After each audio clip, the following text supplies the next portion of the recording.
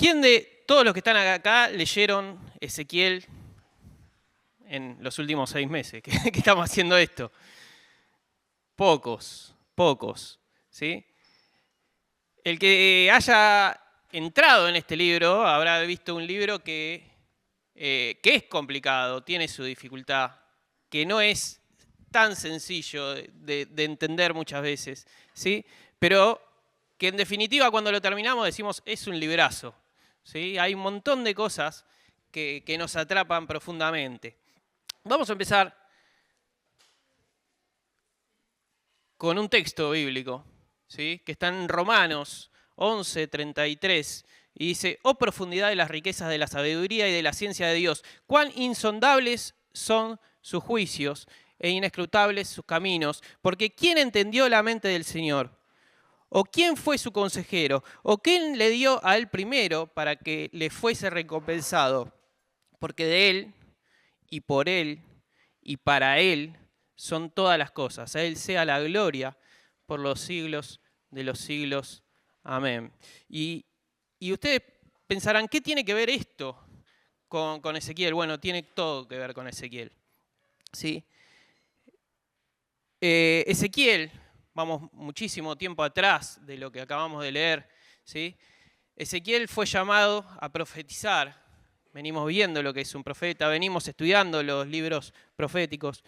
Y Ezequiel fue llamado a profetizar 5 años después de ser llevado cautivo por Nabucodonosor, juntamente con el rey Joaquín, rey de Judá, en el año 599 a.C. ¿sí? Ezequiel fue contemporáneo a Daniel, que vamos a ver el domingo que viene, y también fue contemporáneo a Jeremías, que vimos 2 domingos atrás. Y este Jeremías había profetizado ya 34 años antes de Ezequiel, y continuó Jeremías unos 6 o 7 años más después de Ezequiel. Dios, en los pactos que hizo con Israel, prometió a Israel una bendición a cambio de obediencia, ¿sí? Y por el contrario, también les dijo que iban a ser malditos si seguían un camino de rebeldía. ¿Sí? Esto lo vemos en Deuteronomio 38, que ya estudiamos hace varios meses atrás. Y Dios bendijo al pueblo cuando era fiel, y cuando el pueblo se apartó, cayó en maldición. Vamos a leer 2 Reyes, capítulo 24. 2 Reyes, capítulo 24. Aquel que tenga Biblia, por favor busque porque no va a aparecer en la pantalla.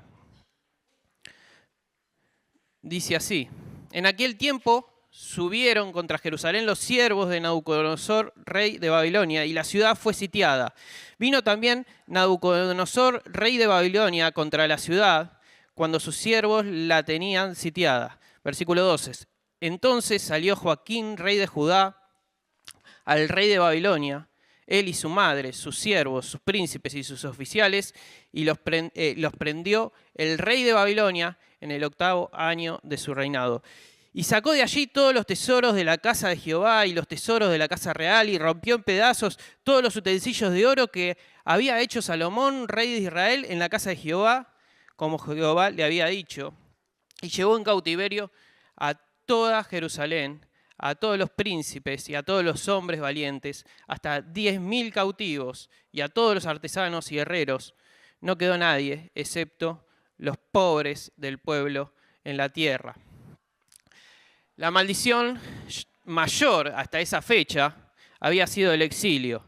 El pueblo fue arrancado de su tierra y esparcido en otros lugares que no pertenecían, en otras naciones, para ser esclavo de ellas. Y Dios mostró su amor aún en medio de las maldiciones, enviando a sus mensajeros, estos profetas que llevaban y proclamaban el mensaje de Dios, ¿sí? Y Ezequiel aparece como profeta en esta época de exilio. Ezequiel tuvo que vivir lejos de Jerusalén, en Babilonia, ¿sí? Y fue llevado en una deportación, ¿sí? ¿Quedaba gente de Jerusalén? Sí, todavía quedaba gente de Jerusalén. ¿Todavía quedaba el templo en pie? Sí, todavía quedaba el templo en pie. Pero había muchos que habían sido deportados, había muchos que estaban en el exilio. Y en los primeros 32 capítulos de este libro de Ezequiel, Ezequiel les explica a los exiliados el motivo por el cual ellos estaban en esa situación. No solo les explica el porqué de esa situación, sino que los llama al arrepentimiento. También Ezequiel hace predicciones de la destrucción que iba a haber en la ciudad de Jerusalén y en el templo. Y la última parte del libro fue escrita después de escuchar de que la caída de la ciudad y la caída del templo era completa, y quería consolar a su pueblo y asegurarles su futura restauración. ¿Sí? Recordarles lo que Dios ya había dicho. ¿Sí? ¿Cuál es el objetivo inmediato de este libro? ¿Cuál es el mensaje del libro? Bueno, el libro de Ezequiel al pueblo anuncia que Dios va a glorificar su nombre. El propósito de Ezequiel es enseñar la grandeza de Dios. Y se repite a lo largo de todo el libro una frase que es muy característica, que dice en sus distintas variables, ¿sí? Y sabrán, esa frase, y sabrán que yo soy Jehová. Y se repite otra vez, cuando vamos leyendo dice, y sabrán que yo soy el Señor, y sabrán que yo soy Jehová, y conocerán de mí. Y esto sirve para llamar la atención por no haber respondido correctamente frente a la demostración de la grandeza de Dios. Entonces, una y otra vez Ezequiel dice esta frase, y sabrán, o Dios dice esta frase, y sabrán que yo soy Jehová. Y se repite bajo toda acción de Dios. Todo lo que Dios hace manifiesta su gloria. Así que esta frase se utiliza para el juicio, ¿sí? Al referirse al juicio, como también al referirse a la restauración. Y sabrán que yo soy Jehová. Y a través de todo este libro, Dios está usando el juicio y la restauración como lecciones visuales para enseñar quién es Él, para enseñar de su gloria. Los aspectos revelan y dejan ver que Dios es misericordioso, que Dios también es santo y que no tolera el pecado. Y por acá transcurre todo el libro. ¿Sí? ¿Cuál es el tema central del libro? Que me gustaría que lo veamos antes de ver el contenido. Bueno, la gloria de Dios. La gloria de Dios es el tema central. En todos sus aspectos, en su presencia, pero también en la falta de la gloria de Dios, en su ausencia. ¿Sí? La gloria de Dios es el hilo conductor de todo el libro. Así como el libro que estuvimos viendo hace un par de semanas, el de Jeremías, trataba el tema del juicio y de la salvación. Son centrales en ese libro, y en este libro también son centrales el juicio, la restauración, la salvación. Pero el instrumento que se utiliza y que domina todo el libro y que se utiliza para marcar el juicio y la salvación es la gloria de Dios. La intención de Dios, dándose a conocer, se ve en todo momento en este libro, mostrando su majestad, su justicia, su santidad, su integridad. El Señor siempre procura darse a conocer por sus acciones. ¿Sí? Y la gloria de Dios va a estar presente a lo largo de todo este libro. ¿Cuál es el contenido del libro?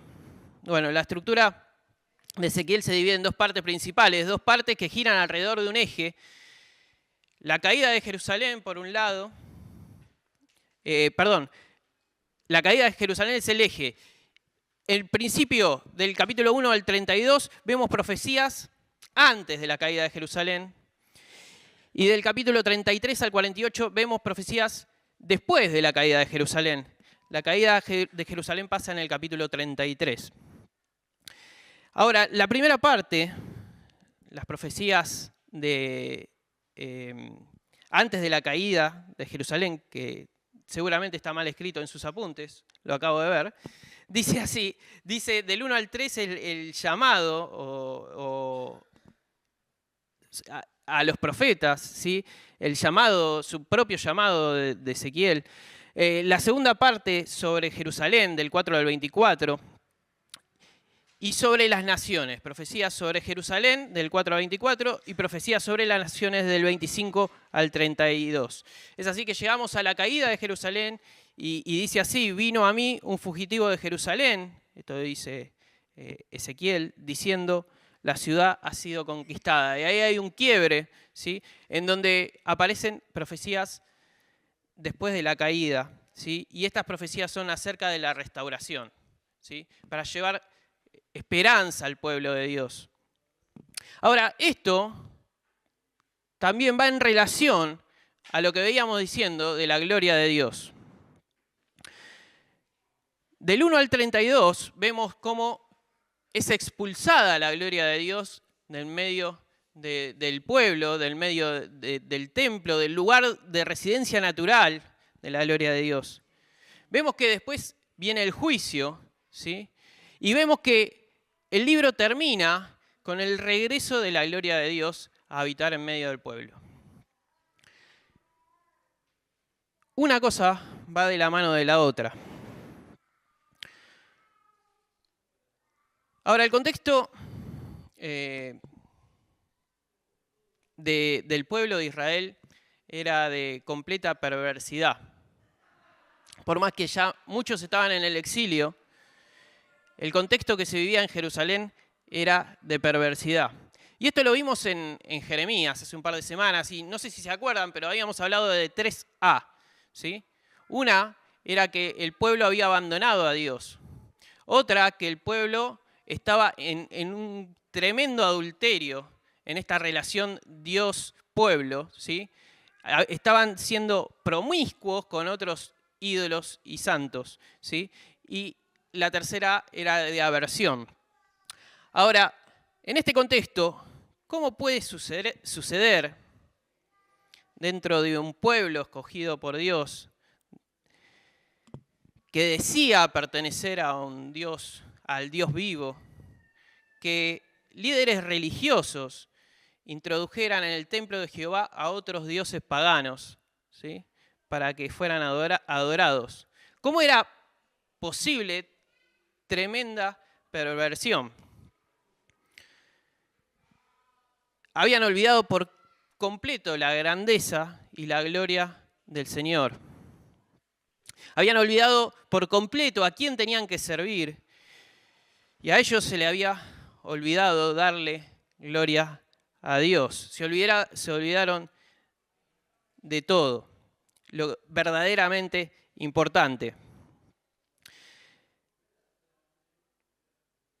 Y todo esto se olvidaron porque estaban lejos, se alejaron, ¿sí? Y la distancia los hizo olvidar las cuestiones que eran principales. Si hubiesen estado cerca, seguramente hubieran actuado distinto, ¿sí? Pero la distancia de su relación con Dios enfrió cualquier intención y deseo de honrar a Dios y de respetar su gloria, de respetar quién es Él. Y el libro de Ezequiel nos muestra con un ejemplo práctico sobre este peligro. ¿Sí? Y nos llama a contemplar, a apreciar, a vivir bajo la implicación de nuestra vida de la gloria de Dios. Ahora, ¿cómo comienza el libro? Vamos a entrar en Ezequiel y vayan buscando en la Biblia Ezequiel 1. El libro comienza con una visión, un encuentro, una visión de Ezequiel. El capítulo 1, versículo 28 dice: esta fue la visión de la semejanza de la gloria de Dios. Al leer el primer capítulo uno podría pensar que el profeta sufrió una especie de pesadilla, pero no, todo lo contrario. Con una edad de 30 años, en el exilio junto a un río, ¿sí? Ahí estaba Ezequiel en un campo de refugiados, ¿sí? Y en ese momento, lejano de su lugar natural y en el exilio, en medio de esa situación, Ezequiel experimenta un encuentro glorioso con Dios. En medio de una tormenta, vio en primer lugar 4 criaturas vivientes con alas y rostros, y estas criaturas eran como, dice ahí, brillaban como carbones de fuego encendido. Vamos a leer capítulo 1, versículo 13. Cuanto a la semejanza de los seres vivientes, su aspecto era como de carbones de fuego encendido, como visión de hachones encendidos que andan entre los seres vivientes, y el fuego resplandecía, y del fuego salían relámpagos, y los seres vivientes corrían y volvían a semejanza de relámpagos. Ahora estos seres no solo brillaban, sino que también se movían con mucha velocidad. Además de eso, además de ver estos 4 seres vivientes que tenían distintos rostros, vio ruedas que se respondían a cada uno de estos seres vivientes. Más adelante, en el capítulo 10, se nos dice que estos seres vivientes eran querubines, ¿sí? Y los querubines están relacionados y asociados a la presencia de Dios. Siempre en el Antiguo Testamento los querubines están relacionados con la presencia de Dios. Los querubines, si vamos al principio de este año, los querubines son los guardianes del lugar, del huerto del Edén, cuando el hombre es expulsado y prohíbe el acceso al árbol de vida en el huerto del Edén. Ahí están los querubines custodiando ese lugar. También son los querubines los que están colocados sobre el propiciatorio. ¿Qué es el propiciatorio? ¿Se acuerdan? En el arca del pacto estaban los querubines en la parte superior, sobre el arca del pacto, en el lugar santísimo, el lugar más íntimo que el pueblo tenía para reunirse con Dios. Y ahí estaba, muchos años después, Ezequiel viendo a estos seres que llevaban algo, se veía como llevando algo, con sus ruedas que andaban a toda velocidad. Dice, versículo 26 del capítulo 1, y sobre la expansión que había sobre sus cabezas de estos querubines, se veía la figura de un trono. Estaban llevando un trono que parecía de piedra de zafiro, y sobre la figura del trono había una semejanza que parecía de hombre sentado sobre él. Y vi apariencia como de bronce refulgente, como apariencia de fuego dentro de ella, en derredor. Desde el aspecto de sus lomos para arriba y desde su lomo para abajo, vi que parecía como fuego y que tenía resplandor alrededor. Versículo 28, como parece el arco iris que está en las nubes el día que llueve, así era el parecer del resplandor alrededor. Esta fue la visión que después describe Ezequiel como la semejanza de la gloria de Jehová. Y dice ahí Ezequiel, cuando yo lo vi, me caí en tierra, me postré y oí la voz de uno que hablaba. La gloria de Dios no puede verse ni expresarse plenamente. Y lo que estaba viendo Ezequiel, hay un estudioso, Sproul, que lo grafica muy bien, dice, es ni más ni menos el carro móvil del trono de Dios.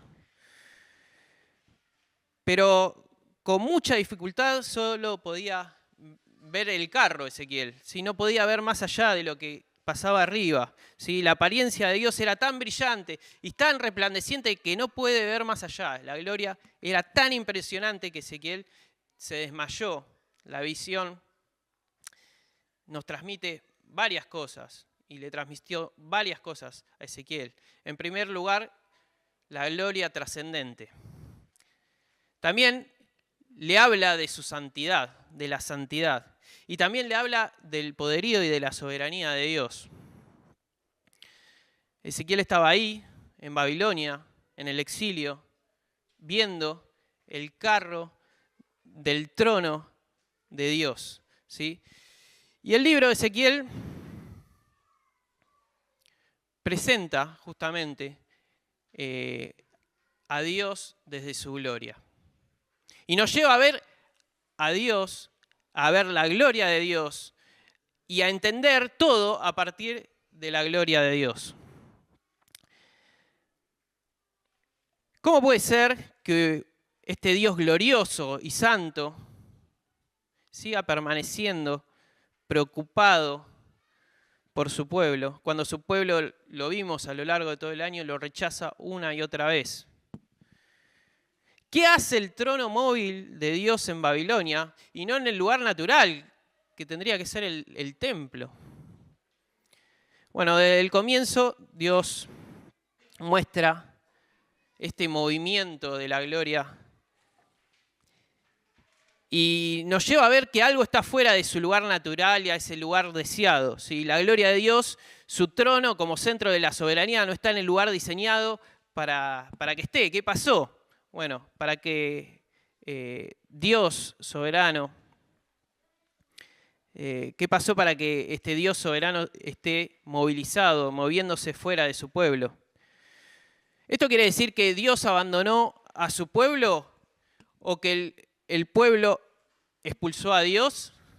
Bueno, lo vimos en Jeremías. Dios nunca abandonó a su pueblo, ¿sí?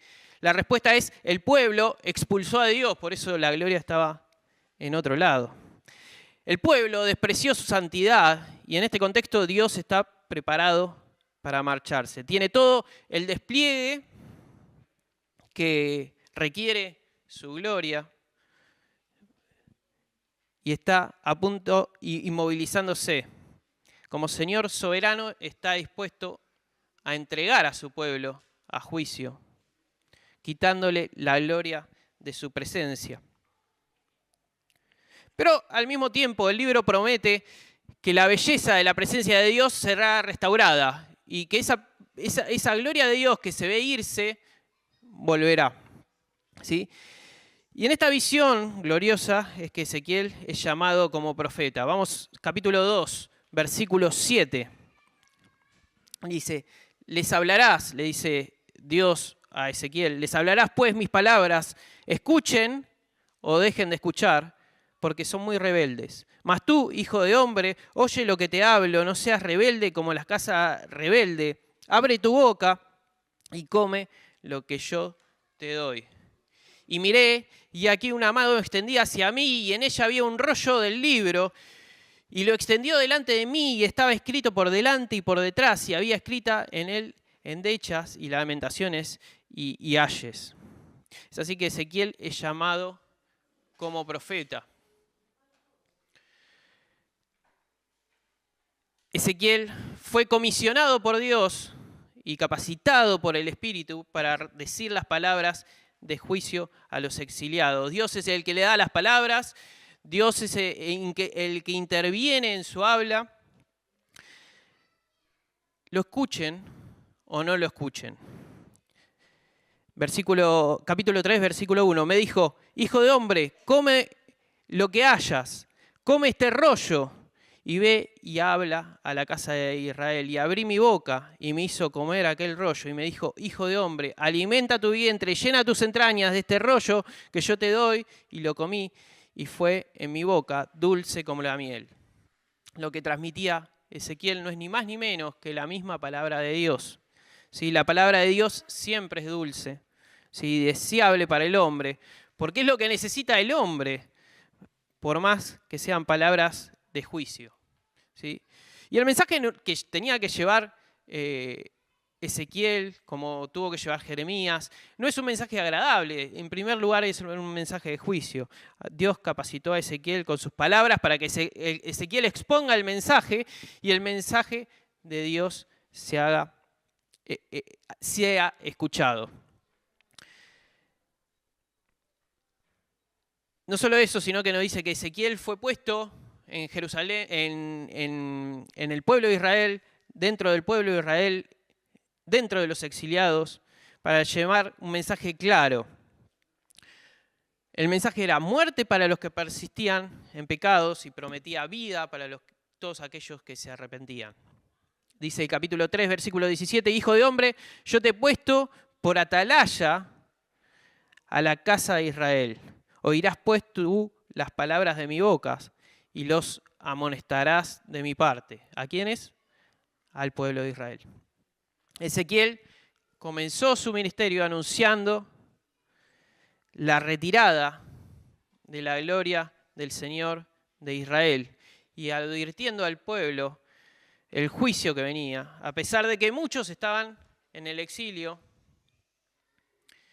y que Jerusalén y el templo todavía estaban de pie, ¿sí? Pero su tiempo estaba terminando y la destrucción total era inminente.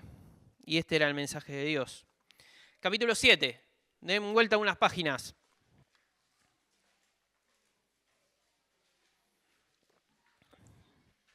Capítulo 7, versículo 3. Dice, ahora será el fin sobre ti y enviaré sobre ti mi furor y juzgaré sobre tus caminos, le está hablando a Israel, y pondré sobre ti todas tus abominaciones, y mi ojo no te perdonará ni te tendré misericordia, antes pondré sobre ti tus caminos, y en medio de ti estarán tus abominaciones, y sabréis que yo soy Jehová. Así ha dicho Jehová el Señor, un mal, he aquí que viene un mal, viene el fin viene, se ha despertado contra ti, he aquí que viene, la mañana viene para ti, oh morador de la tierra, el tiempo viene, cercano está el día de tumulto y no de alegría sobre los montes. Ahora pronto derramaré mi ira sobre ti y cumpliré en ti mi furor y te juzgaré según tus caminos y pondré sobre ti tus abominaciones.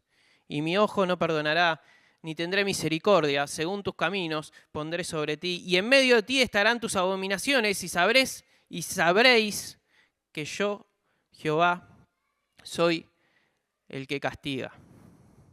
Por todos los medios, Israel sabrá que Dios es el Señor.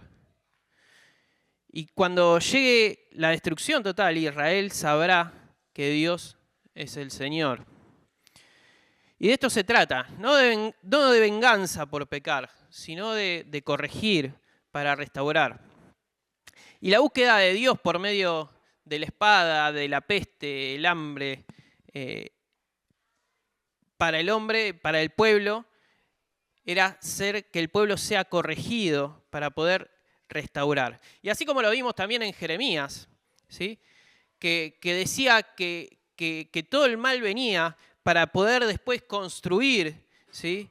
Y para poder plantar. Bueno, en este caso es lo mismo. La razón definitiva del juicio es para construir y para plantar. Pero Ezequiel nos presenta otro aspecto, ¿sí? Otro aspecto también. La razón definitiva del juicio era también para dar a conocer el nombre de Dios, para que el nombre de Dios y la gloria de Dios sea manifestada, ¿sí?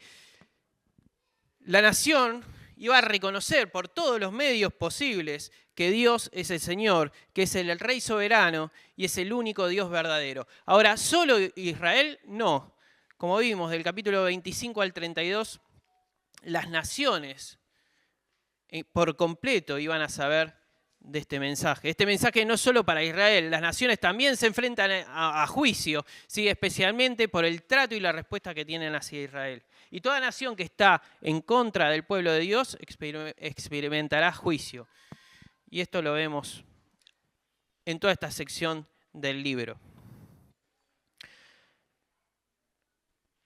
Para Israel, el juicio, la destrucción completa, era inminente. A causa de que violaron sistemáticamente el pacto. Especialmente el punto que hace Ezequiel y que nos muestra Ezequiel en este libro, es que Israel estaba adorando a otros dioses, violando el primer mandamiento, que lo encontramos en Éxodo 23, que dice, no tendrás dioses ajenos delante de mí. Ahora, ¿cuál es el conflicto que presenta este libro? ¿Sí? La gloria de Dios que habita en el templo, que habitaba en el templo, no podía habitar en el templo, no podía habitar en medio del pueblo, de un pueblo que era desleal, que era infiel, que no guardaba la pureza y que era un pueblo que traicionaba a Dios. ¿Sí? Este es el conflicto del libro. ¿Sí? La gloria de Dios que tendría que habitar en el templo no lo podía hacer por la impunidad y la perversión que tenía y que estaba atravesando el pueblo. El pueblo estaba viviendo una vida promiscua, una vida de prostitución con dioses paganos, como vimos en Jeremías. Ahora, la lealtad del pueblo estaba en otra parte y no estaba en Dios, no estaba concentrada en Dios, en la gloria de Dios y en adorar a Dios, sino en todo lo contrario. Y el capítulo 8 nos lleva a ver esta enfermedad de Israel. El templo había sido corrompido por completo. Es así que Ezequiel tiene otra visión de Dios y en esta visión Dios lo lleva a Jerusalén, a ver cómo estaba el pueblo, a ver cómo estaba la ciudad, qué estaba pasando. Y leemos capítulo 8, versículo 4. Y allí estaba la gloria de Dios de Israel como la visión que yo había visto en el campo. La misma gloria de Dios que había visto la ve ahí en Jerusalén. En este recorrido que hace Ezequiel, cuanto más se va acercando hacia el templo, más corrupto era todo. Se encontraba con más traición hacia Dios y se veía a las personas totalmente opuestas a lo que Dios decía. Esto que Dios había diseñado como un círculo concéntrico en donde la presencia de Dios irradiaba santidad, en donde cuanto más cerca se está de la presencia de Dios, más santo era, y cuanto más alejado de Dios eran lugares más impuros, ¿sí? Bueno, en este caso estaba todo corrompido. Era todo lo contrario. Esto que habíamos visto cuando vimos el tabernáculo y cuando vimos el templo, que el lugar más santo era donde estaba y habitaba la presencia de Dios, en este caso era todo lo contrario. En su aproximación, en esta visión de Ezequiel al lugar santísimo, cada vez que se acercaba más, encontraba menos santidad. Y en el mismo templo de Dios, en el lugar donde la presencia de Dios habita, estaban rindiendo culto a dioses paganos. En el patio interior del templo se estaba rindiendo culto al dios Sol. ¿Sí? Vamos a leer 8:16. Ya vamos por el capítulo 8. Son 48, así que ya terminamos casi. 8:16 dice, y me llevó al atrio de adentro de la casa de Jehová, y aquí junto a la entrada del templo de Jehová, entre la entrada del altar,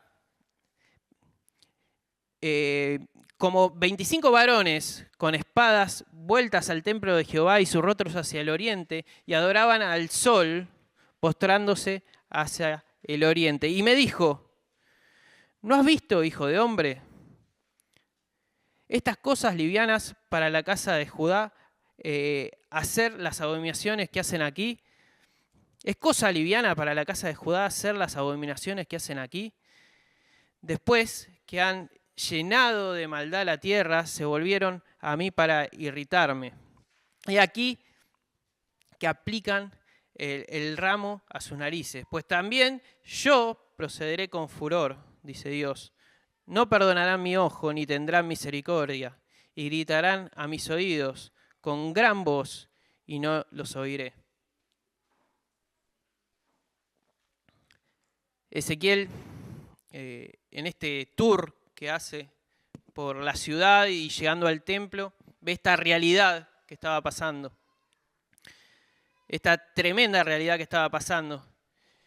Y la belleza, esa belleza natural de la presencia de Dios, su gloria, no podía habitar con esto. Con todo lo que estaba pasando no podía estar ahí, ¿sí? Debía retirarse del pueblo, de un pueblo que menospreciaba, que humillaba a Dios. Y en esta visión el juicio llega. Y el fuego del juicio desciende de los querubines, que son los que custodian la presencia de Dios, ¿sí? Mientras que la gloria de Dios, en esta imagen que se ve en el capítulo 10, la gloria de Dios se va retirando del templo. Se va yendo la gloria de Dios y el juicio va cayendo. Capítulo 10, versículo 1.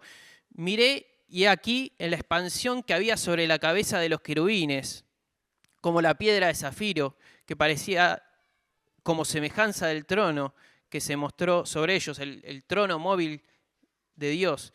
Y habló el varón vestido de lino y le dijo, entra en medio de las ruedas debajo de los querubines y llena tus manos de carbones encendidos entre los querubines y espárcelos sobre la ciudad. Y entró a vista mía. Versículo 3. Y los querubines estaban en la mano derecha de la casa cuando este varón entró y la nube llenaba el atrio de adentro. Entonces la gloria de Jehová se elevó de encima del querubín al umbral de la puerta.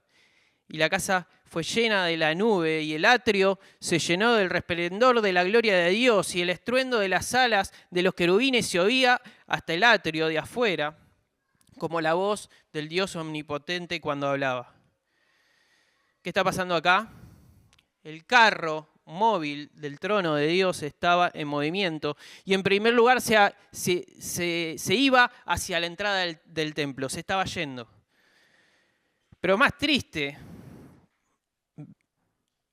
es ver la gloria de Dios siendo expulsada por la impureza y la transgresión del pueblo fuera del templo.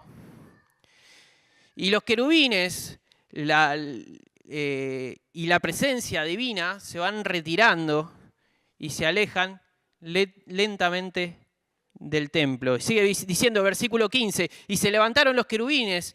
Este es el ser viviente que vi en el río Quebar. Ahí relaciona, es el mismo trono que vi en la otra visión, ¿sí? Y cuando andaban los querubines, andaban las ruedas y junto con ellos, y cuando los querubines alzaban sus alas para levantarse de la tierra, las ruedas tampoco se apartaban de ellos. Cuando se paraban ellos, se paraban ellas, y cuando ellos se alzaban con ellos, porque el espíritu de los seres vivientes estaba en ellos. Versículo 18. Entonces, la gloria de Jehová se elevó por encima del umbral de la casa y se puso sobre los querubines. Y alzando los querubines sus alas, se levantaron de la tierra delante de mis ojos. Y cuando ellos salieron, también las ruedas se alzaron al lado de ellos y se pararon a la entrada de la puerta oriental de la casa de Jehová. Y la gloria de Dios de Israel estaba por encima sobre ellos. Y así se va alejando lentamente, siendo expulsada la gloria de Dios de en medio de su pueblo. Primero hasta llegar a la puerta y a la entrada del templo. Pero más triste aún es ver la imagen de la gloria de Dios en su carro móvil del trono, retirándose junto con su escolta de querubines, no solo del templo, sino también de la ciudad. Sigue diciendo capítulo 11, versículos 22 y 23, que es el que tienen en el apunte. Después alzaron los querubines sus alas y las ruedas en pos de ellos, y la gloria de Dios de Israel estaba sobre ellos, y la gloria de Jehová se elevó de en medio de la ciudad, y se puso sobre el monte que está al oriente de la ciudad. Se fue de la ciudad. Eso que en el capítulo 1 parece fuera de contexto, la gloria de Dios está movilizándose por medio de los exiliados en Babilonia, y no en el lugar natural que era el templo, ahora se explica con mayor claridad. ¿Sí? La gloria de Dios nunca habita en la inmoralidad. Habita en la santidad que requiere su pureza. Ahora un paréntesis a todo esto, para que vayan procesando, información. Un paréntesis. que me parece importante aclarar. En última instancia, el juicio era inminente para la nación. Pero en el capítulo 18 nos hace una importante aclaración, ¿sí? Me gustan, ya está buscando en el capítulo 18. Qué lindo. El pecado y el juicio son en última instancia una realidad individual. Los hijos no mueren por los pecados de su padre. Los hijos no están condenados por los pecados de sus padres. Como así tampoco se salvan por la justicia de sus padres, ¿sí? El que peca experimenta el juicio, ¿sí? Y la muerte. Y el que está en justicia, aquel que está en Dios, porque Dios es el que hace justo, Dios es el que hace santo, tendrá vida. Dice 18, capítulo 5, y el hombre que fuere justo e hiciere según derecho y la justicia, sigue diciendo el versículo 9, en mis ordenanzas caminare y guardare mis decretos para hacer rectamente, este es justo, este vivirá, dice Jehová el Señor. Y hacemos este paréntesis para plantear una pregunta simplemente. ¿Cuál es tu condición? ¿Cuál es tu condición de vida frente a la santidad de Dios? Frente a la santidad que Dios requiere para habitar. ¿Puede habitar Dios en mi vida siendo como soy? ¿Viviendo la realidad que estoy viviendo? Dice la palabra de Dios que Cristo Jesús vino al mundo a cargar los pecados de todos aquellos que creen en Él, ¿sí? Y el llamado es este. Él es el que nos puede hacer santos. Él es el que nos puede hacer justos para que Dios more en cada uno de nosotros, ¿sí? Ahora, nosotros como seres humanos estamos destinados a la perdición, a la perversidad, a estar lejos de la santidad de Dios por nuestros pecados, ¿sí? Solo es Él, Cristo, en la cruz del Calvario, el que puede cargar los pecados de cada uno de nosotros y poder tener acceso a la santidad que Dios requiere para habitar en nuestra vida.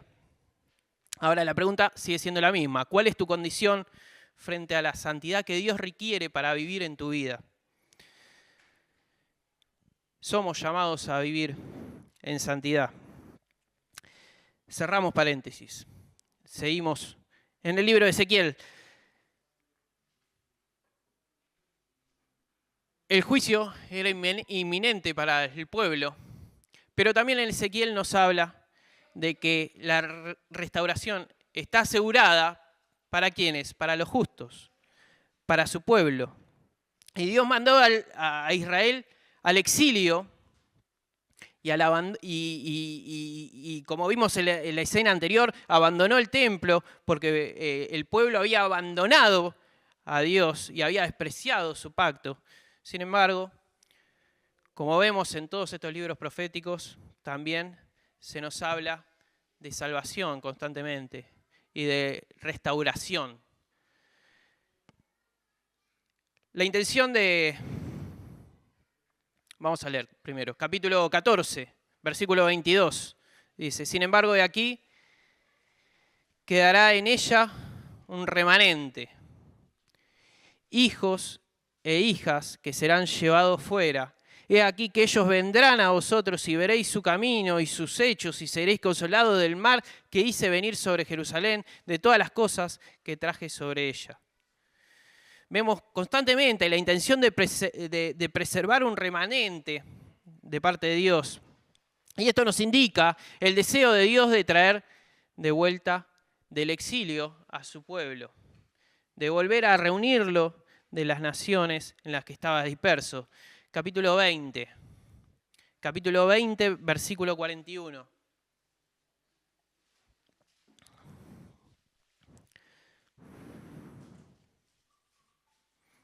Dice así, como incienso agradables os aceptaré, cuando os haya sacado de entre los pueblos y os haya congregado de entre las tierras en que estáis esparcidos, y seréis santificados en vosotros a los ojos de las naciones, y sabréis que yo soy Jehová, cuando os haya traído a la tierra de Israel, la tierra por la cual alcé mi mano, jurando que le daría a vuestros padres. De versículo 44, y sabréis que yo soy Jehová, cuando haga con vosotros por amor de mi nombre, no según vuestros caminos malos, ni según vuestras perversas obras, oh casa de Israel, dice Jehová el Señor. Es como el mensaje dijera, no solo ustedes sabrán que yo soy el Señor, sino que también todos sabrán que yo soy el Señor por medio de ustedes, le dice al pueblo de Israel. La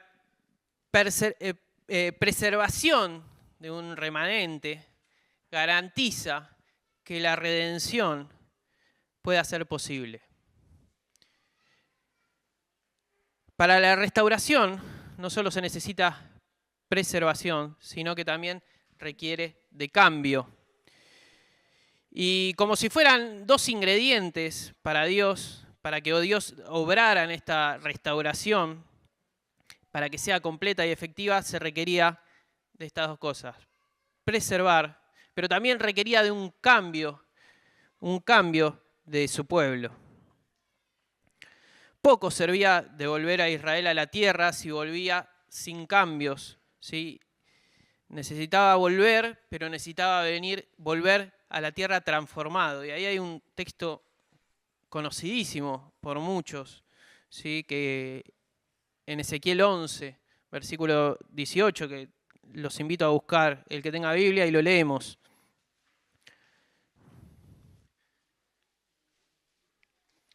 Que nos habla de dos realidades, dos corazones, ¿sí?